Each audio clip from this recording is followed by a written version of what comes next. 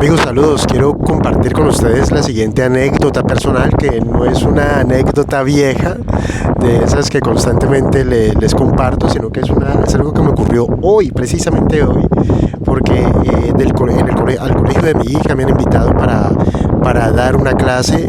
Como allí hay estudiantes de distintos países del mundo, yo soy de Colombia y me invitaron para hablar frente a la clase de mi hija sobre Colombia, su cultura, sus principales lugares turísticos, las cosas más interesantes, etcétera.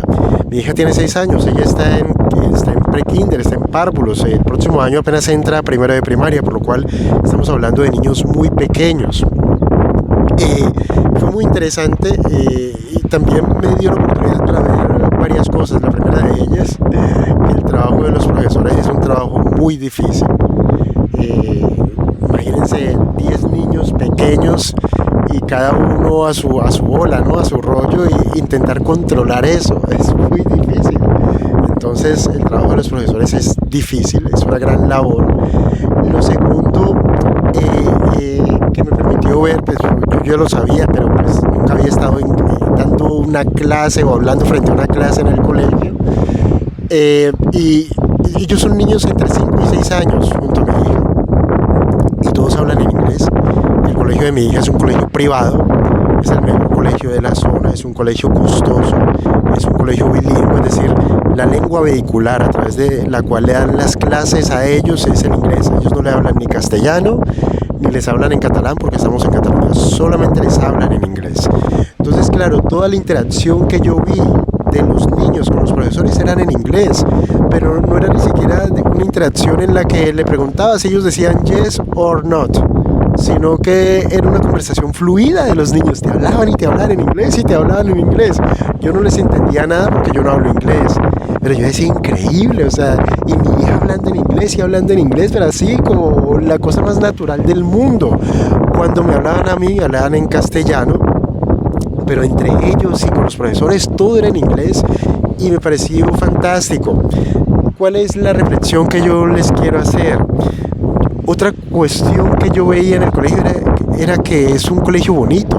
Pues lógico, yo ya conozco el colegio de mi hija porque he ido muchísimas veces, pero nunca había estado allí como dando una clase. Y entonces yo detallaba, todo está organizado, todo está limpio, todo es bonito. Me dieron para hacer la presentación un televisor con pantalla táctil, eso es carísimo, es decir, tienen todas las herramientas pedagógicas. Y se me parecía mucho a esos colegios que uno ve en las películas o en las series de televisión americanas, donde todo está bien puestecito y hay de todo y hay abundancia y todo el mundo está bien. Y allí estaba yo y allí estaba mi hija. ¿Cuál es la reflexión que yo les quiero compartir? Yo lo que pensaba es, el colegio donde yo estudié no era así. Por ejemplo, yo estoy aquí en España y mi hija podría estudiar en un colegio público, que no son malos, pero no son lo mismo. No son lo mismo ni desde el punto de vista visual, y además en los colegios públicos, para mal o para bien, con frecuencia les hablan de política, o les meten, por ejemplo, aquí estamos en Cataluña, les meten el tema del independentismo, del nacionalismo. Y a mí no me gusta que le metan cosas que solamente deberíamos hablar los padres con los hijos, y que yo llamaría adoctrinamiento. Entonces en los colegios públicos les hablan, incluso les podrían hablar de socialismo, de marxismo, de política en general, y a mí eso no me gusta. Pero estando en este colegio, ella no está expuesta a eso, ella está expuesta a lo que tiene que aprender, de la educación básica que ella necesita para este momento de su vida. Entonces ella está expuesta a cosas muy diferentes a las que yo estuve expuesto en mi colegio. ¿Qué es lo que yo les quiero decir a ustedes? Uno muchas veces tiene este dilema en torno al dinero, y en torno a si el dinero es malo o el dinero es bueno, o en torno a si el dinero cambia a las personas, o si las personas que tienen dinero son malas o buenas, etc. Fíjense que yo vengo desde abajo. He logrado acumular un capital con esfuerzo, con trabajo, con luchándola, y con mucha disciplina, y con trasnocho, y con mucho estudio. y yo tengo ahora la forma de pagarle un colegio privado a mi hija que es costoso, es muy costoso. Y entonces lo importante no es el dinero, sino las cosas que te proporciona el dinero. Y ni siquiera cosas que tú podrías pensar que te proporciona para ti, porque yo aquí me veo bien vestidito y tal, yo no me veo igual a como me veía cuando tenía 22, 23 años, que yo era mensajero y andaba todo sucio en una moto y olía fatal. En cambio ahora estoy limpiecito, vuelo a rico y tal, pero ni siquiera es en lo que tiene que ver con uno, sino en lo que tiene que ver con la familia. ¿Cuántas cosas, cuántos problemas te puede evitar tener solvencia económica, o tener solidez económica, o tener patrimonio, tener herramientas para defenderte de las circunstancias, de los imprevistos, pero también la comodidad de saber que yo veía 10 niños y 2 profesores, 10 niños y 2 profesores, por lo cual cualquier cosa que pase es muy probable que los profesores se den cuenta inmediatamente, cualquier cosa mala estoy comentando. Cualquier cosa mala que pase, inmediatamente los profesores se van a dar cuenta. Estoy hablando de bullying, estoy hablando de groserías, estoy hablando de un montón de historias que pueden pasar. Son 10 niños, 2 profesores. En mi época era un profesor y 40 niños.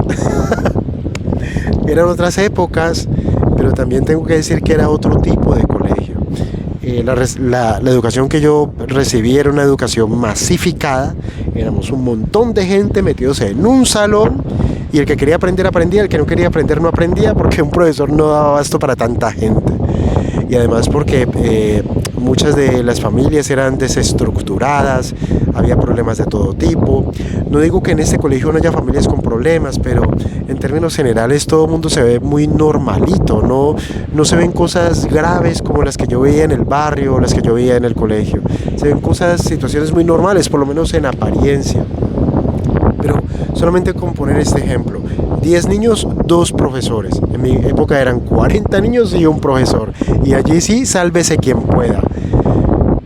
¿Cómo he podido yo tener esa tranquilidad en lo que tiene que ver con mis hijos? Pudiendo construir patrimonio.